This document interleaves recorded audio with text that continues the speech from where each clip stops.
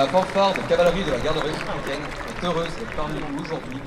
L'origine de cette formation remontait à la garde municipale de Paris, créée par le décret du 4 octobre 1802. La fanfare de cavalerie assure la pérennité des fanfares montées et fait revivre au cœur des Français le panache et le souvenir des prestigieux régiments de l'armée française. Elle prend part, en tête du régiment de cavalerie aux escortes officielles du président de la République, des souverains et chefs d'État étrangers aux défilés commémoratifs et aux prises d'armes. Remontée en chevaux gris par ses timbaliers, en chevaux alezans pour ses trompettes, elle possède un répertoire unique et chargé d'histoire qui prend sa source dans les fameuses sonneries d'ordonnance de trompettes codifiées dès 1825. Par le pittoresque de son uniforme traditionnel, la somptuosité des flammes de trompettes et des tabliers, des timbales, le brillant de ses cuivres éclatants, la fanfare demeure une formation très sollicitée tant en France qu'à l'étranger. Aujourd'hui, nous dédions cette représentation à l'adjudant Pierre Tonsig, natif du Cambrésis. Place sous la direction du trompette-major le capitaine Jacques Leblé, voici la fanfare de cavalerie de la garde républicaine.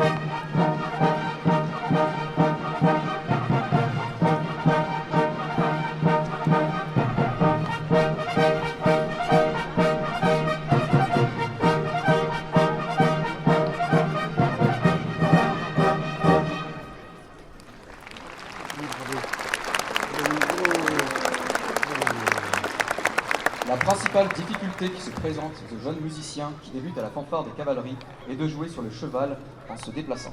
En effet, conjuguer morceaux à connaître par cœur, petites embouchures, maîtrise discrète de l'équidé et mouvement erratique de celui-ci, vous comprenez alors aisément qu'il faille plusieurs années à un musicien pour atteindre le niveau nécessaire pour être présent devant vous aujourd'hui. Mettons tout cela en pratique et regardons les fanfarons, comme on les appelle, évoluer en interprétant une pièce écrite par l'adjudant-chef Moreau, tout simplement intitulée « Les trompettes de la garde ».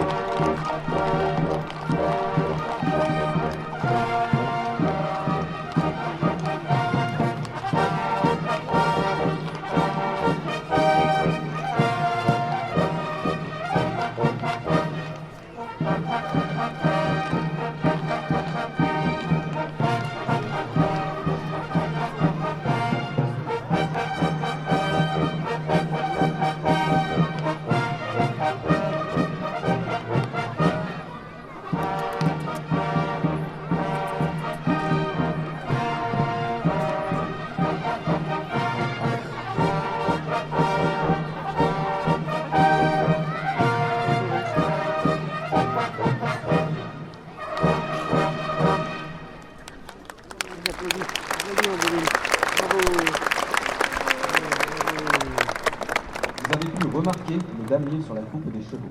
En effet, remontons quelques années en arrière où la cavalerie était le fer de lance de l'armée moderne, enfin moderne pour l'époque.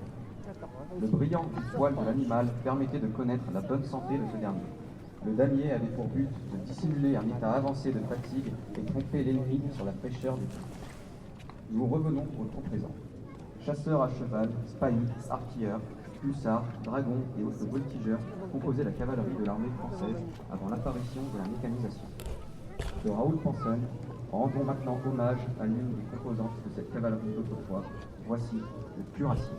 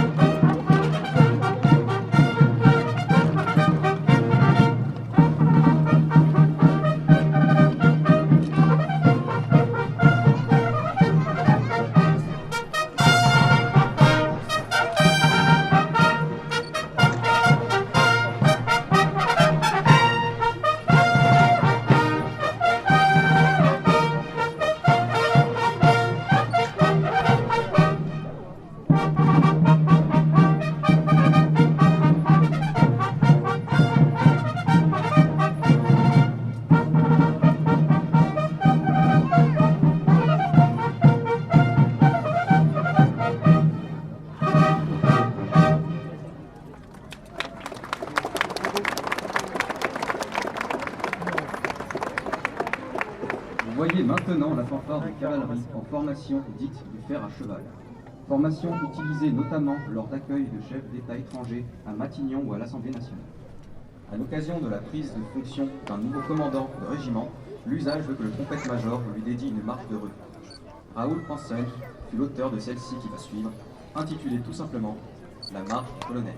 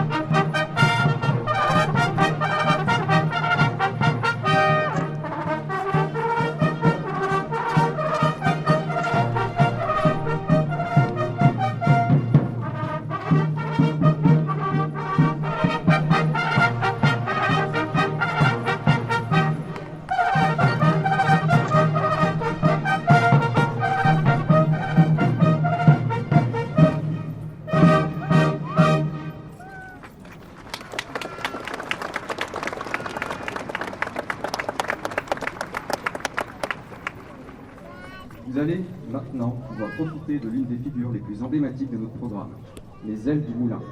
Regardez la fanfare se mettre en mouvement, chaque cavalier à sa place, les ailes prennent forme une à une avant de tourner autour d'un pôle central comme poussé par le vent. Tout cela avant une disposition finale en cercle face à vous. Albert Gosset, trompette-major de 1848 à 1968, a voulu rendre hommage aux troupes coloniales qui nous ont soutenus sans réserve durant les 2 guerres mondiales en écrivant cette marche intitulée « Cavalerie chérifienne ».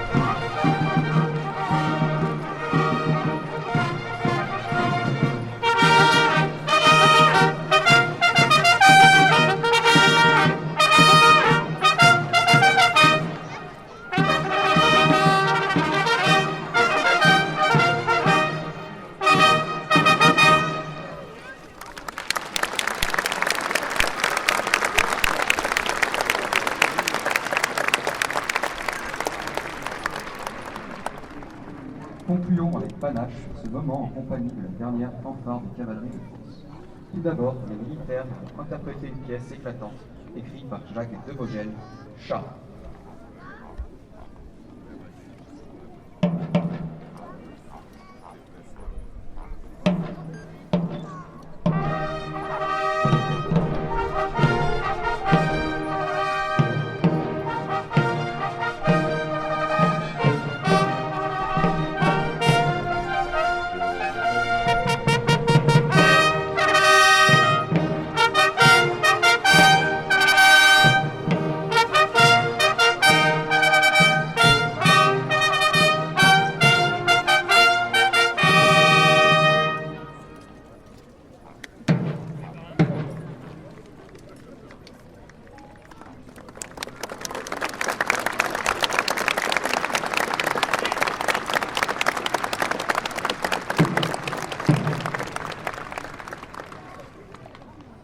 Enfin, comme un clin d'œil aux escortes présidentielles et de souverains étrangers, la fanfare tirera sa référence sur une dernière pièce exécutée au trot. Seule formation à réussir ce tour de force, vous pourrez vous imaginer le 14 juillet de cette année remontant les Champs-Élysées au son du trot d'escorte numéro 2.